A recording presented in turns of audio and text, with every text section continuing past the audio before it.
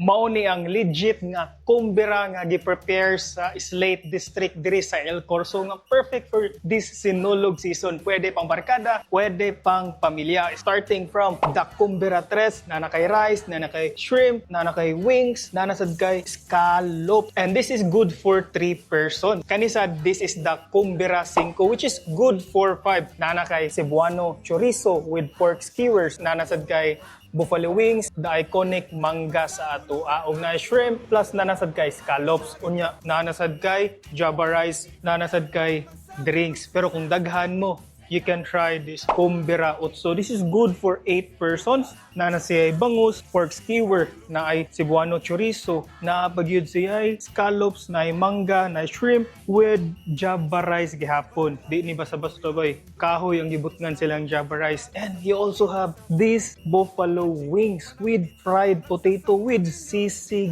pagyod. Unya bisitahan ninyo sila diri sa El Corso.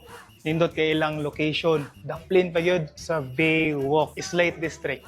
Try ninyo diri.